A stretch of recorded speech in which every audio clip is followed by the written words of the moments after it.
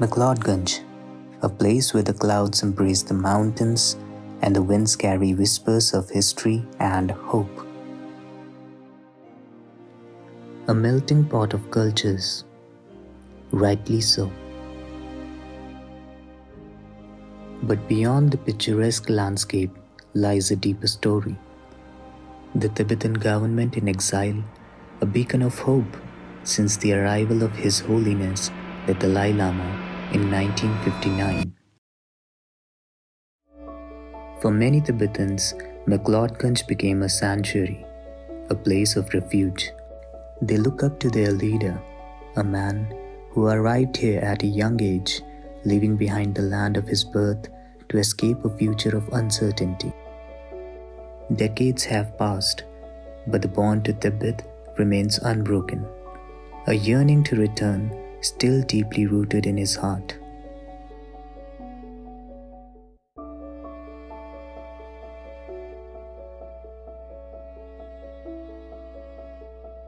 Living in exile brings its own challenges. Tibetans in exile face the daunting task of preserving their identity far from home, surrounded by cultures not their own. वैसे तो फिलहाल तो हम students हैं ना, वैसे exhibition तो लगते हैं, मतलब हर कहीं दिल्ली हो गया, हर कहीं लगते हैं एग्जीबिशन इस ठंगा का, क्योंकि ठंगा मतलब बुद्धिज्म को प्रमोट करें और मैं भी एक बुद्धिज्म। मेरा गुरुजी तिब्बत से है और यहाँ आके सिखा रहे हैं और हमारा कल्चर का है। उस टाइम बच्चा बहुत है यहाँ सीखने के लिए। फिर आज मैं तो कितना साल 15 साल हो गया यहाँ पे, फिर अभी भी सीख रहा हूँ पकड़ के। आज बंदा है नहीं यहाँ पर स्टूडेंट, फिर मैं कर रहा हूँ अभी काम। अभी तो मुश्किल है यार, ये तो बंदा सब, ये बहुत लॉन्ग कोर्स है ना, सीखने के लिए टाइम लगता है और 6 साल का कोर्स है। हाँ कम हो रहा है यहाँ, तो कम हो रहा है। थंगा और एप्लिक वुड कार्विंग तो ज़्यादा हो रहा है, ये काम मुश्किल है वो।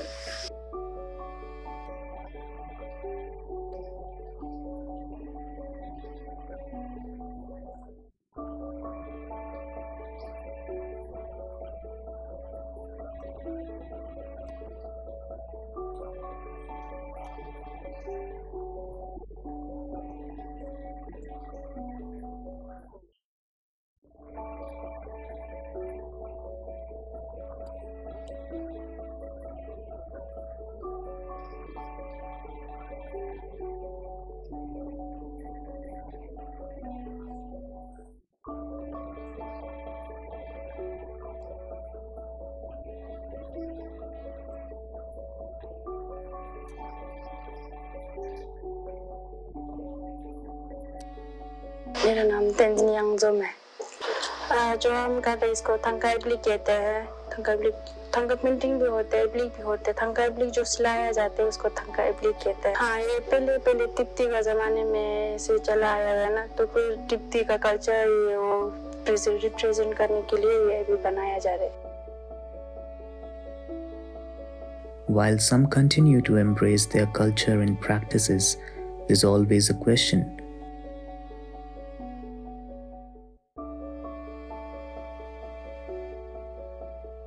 Whether the upcoming generation will embrace them as well.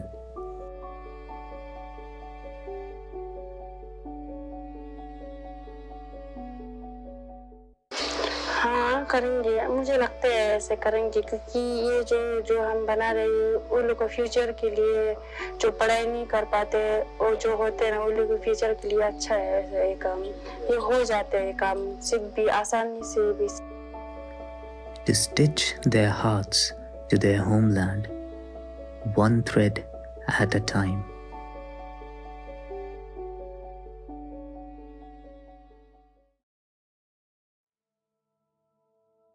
Our organization, we help with children with disabilities in terms of like financial needs, medical needs, and we even provide workshops to schools towards parents, teachers, students.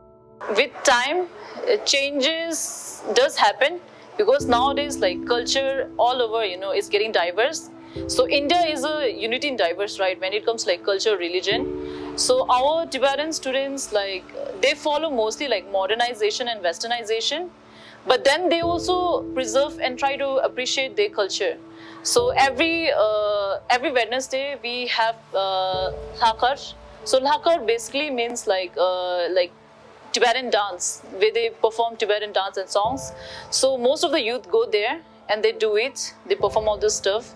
And sometimes we have like ceremonies, prayer, recite prayers, or like when His Holiness gives like public speech. So youth go and like attend those stuff. So I think they are trying to preserve, the Tibetan identity.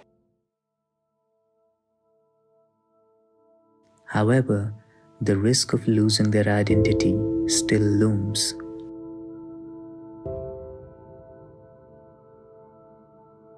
I think in the future, Tibetan culture might not be, preserved as much as compared to now. Because youth these days are so much into their phone, they're checking like reels, TikToks. So they're getting so much influence with that. And I think, sadly, unfortunately, our Tibetan culture and all of this will, get diminished in the future. Being able to practice your culture in a foreign land is very different, especially when you have to leave yours behind. You leave behind family, foundations, and start anew. First of all, I would like to say Tashi Dalek. It means a greeting in Tibetan, like Namaste. So my name is Sring Norbu, and I was born in Tibet, near Mount Kailash. There's a place called Ngari. I remember that my mom, she used to work in a Chinese military hospital, and I used to go to school, like a Chinese school. But I never thought that I'm living in a Tibet as a free country. I thought we have already had independence and I'm living in a very free country. And until I came into exile, I came to know that we just lost our country and we are under the oppression of China. It's a very important responsibility for the generation, our generations, to hand it out to our children, that we need to preserve our tradition and culture. So even there are a lot of Tibetan people living in exile, and now most of them have been gone abroad. And I've witnessed that some of them are in Australia, some of them in America. But what they try to do is they just try to gather all the Tibetan children in one place and try to teach them Tibetans during the Sunday time, what they call is Sunday schools. It's not just about Tibet, it's about trying to go back to your own home, right? So for the younger generations, I think it will take some time to adapt in that area. But initially they do have this sense of belonging, because His Holiness the Dalai Lama always says that we will go back to Tibet one day. And his way of approaching the middle way to gain independence, and I believe strongly in that. It will take time, but I also feel that, like in India, they lost their country for the British under 200 years, right, under control. We are on 50, 60 years now. And I think we need to be really patient about, like fighting for our own country. It's not about giving up. The hope is a very important thing. So that's how we keep going. But hope in today's world is often regarded as a cringe thing, something without meaning. The situation in Tibet is far more different than in India. The culture, language, and faith of Tibetans are under siege by a regime intent on domination. The plight of the Tibetans inside Tibet has always been in a crisis.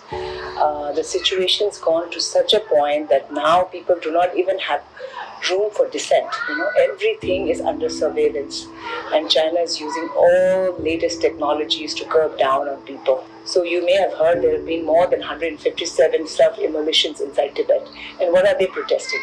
They're protesting for restoration of freedom inside Tibet, for the return of His Holiness the Dalai Lama to Tibet. China is really trying very hard, not only inside Tibet, but even outside in the world, when they are having any kind of diplomatic relations, now they are stressing that Tibet should be called Xizang.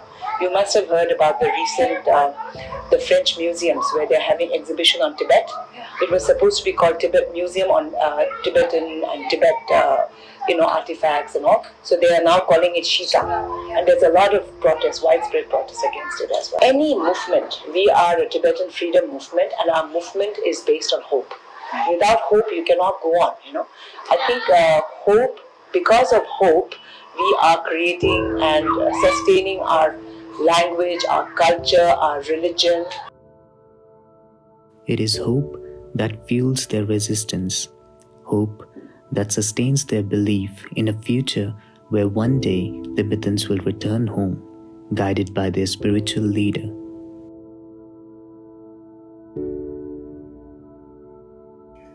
Preserving our Tibetan culture, language, and the tradition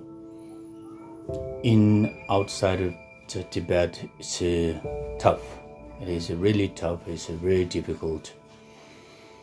But still, we have opportunity to preserve our culture, language, and our tradition in India, because the Indian government provided so many things to Tibetan refugees, such as settlement, the land.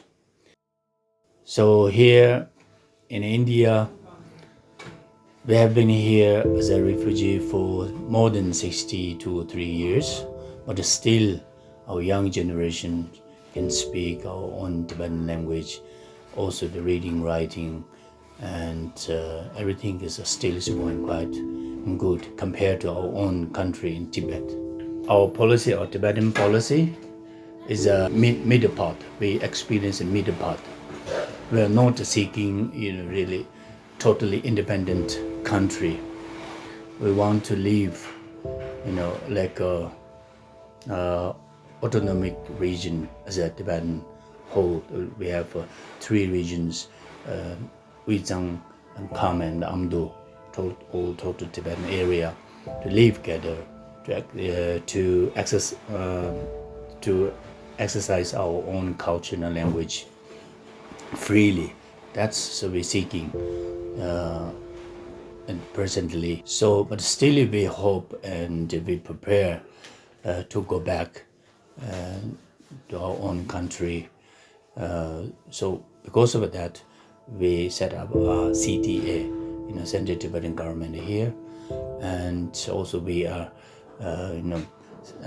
established schools and monasteries to preserve our own culture and language, which we can take back to our own country, where there is no disappearing at the moment. So this is our hope, and this is our preparation to go back to our own country. What Tibetans seek is not radical. What they seek is rightfully theirs, genuine autonomy, a claim that resounds through generations, carried by every Tibetan who longs for the day when their nation will once again be free. In 1997, the Parliament of Tibetan government-in-exile has unanimously, it's not majority, unanimously approved the middle way approach as the policy. Even China accused us of saying that, this middle way approach or the policy is an independence in disguise. But we've been consistently saying that this autonomy is not independence. This autonomy is not a greater autonomy also. You use that greater autonomy. We are not asking for greater autonomy. What we are asking is the genuine autonomy. China claims that there is autonomy. They have this Tibet autonomous region, they have Tibet autonomous prefectures. But do they really have autonomous? No. So we want to have a genuine autonomy for the Tibetan people to preserve their culture, identity, language, ecology, and all. Now, when you talk about this solidarity, nobody can take a place of India. India being the best host for us, and nobody can replace that. We have this civilizational connection. We used to call India as our guru, we as a chela. And some people say that India has a moral responsibility to help Tibet. But whether India has a moral responsibility or not, but India's stake is very much involved. So therefore, I think over the years, yes, since 1959, as soon as his sons came into exile, Lok Nayak Jayaprakash Narayan, he had launched the Tibet Solidarity Movement. They all connect with one thing, Tibet. So therefore, yes, India has more to play, but Tibet issue is not just about Tibet, but it has connection with all over the places. But at the same time, let me finish with one thing. Okay, we talk about future. Okay, how Tibet could be significant for India's rise, India-China relations. Yes, we do say that, yes, our policy itself is forward-looking, right? And we could be a bridge between India and China, two great civilizations, right? Earlier, it was considered as buffer. Who made buffer? Tibetans themselves didn't make buffer. British and the colonial states, they made buffer so that the two giants cannot come. Now, China oppressed, China occupied Tibet, so they are near. So how could Tibet be a contributing factor? So I would say bridge. In the future, Tibet is a bridge. Now, when you go for past, what was Tibet's role then? Yes, we got Buddhism from India. We got our script, which is somewhat connected to Devanagari script. So there is so many things which we have taken from India. What have we given to India? Many people do not know. Many people thought that, India has given since then, even now. But what have we taken from Tibet? Water, rivers. So India is part of civilization. If the Tibetan river is not there, then where will you call the Indus Valley civilization? Indus Valley civilization flourished at the bank of Indus River. So the Indus originates from Tibet. Likewise in China, Yangtze River, it originates from Tibet. So since then, Tibet was connected and Tibet remained as a contributor. Right. So therefore, when there is a trust, when there is this friendship, it's not just about taking. Friendship, when you look at the friendship, normal friendship, if you have a friend who always takes something from you, it will not sustain. Sometimes you have to give. Right? Give and take. So, it's a benevolent give and take, mutually understanding, respects, right? So, Tibet and India's relationship exists since from then till now in a very amicable relations built up. So, that will put forward in the future. But so, even though our population is less, but we will be the contributing factor in bridging India and China, the two big civilizations. We survive we exist on hope. If there is no hope, then where is the struggle then? You see all these structures over here, you see all those people who are working and doing their service over here. If there is this hopelessness, we won't be here. So we all, because of the hope. Why? Because we have the truth. Hope has to have some meaning, right? So that meaning is the Tibetans have the truth. No matter how small we are, how big China is, since we have the truth has to be prevalent. Satya me vichayate. So this is the ultimate thing. So therefore, over the last 65 years, China is the power, but they were not able to crush us. Why? They don't have the truth. And no matter how small we are still thriving. Why? Because we have the truth. And that troop, we lives with the hope.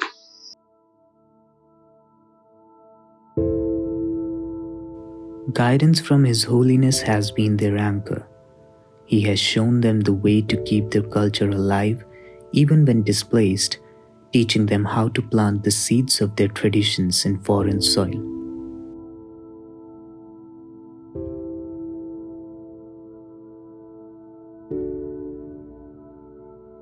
Hope is not a cringe thing. It can't be. Through it all, hope has remained the bedrock of the Tibetan spirit. Even in exile, they are not defeated. Not yet. Their truth, stands firm and always will.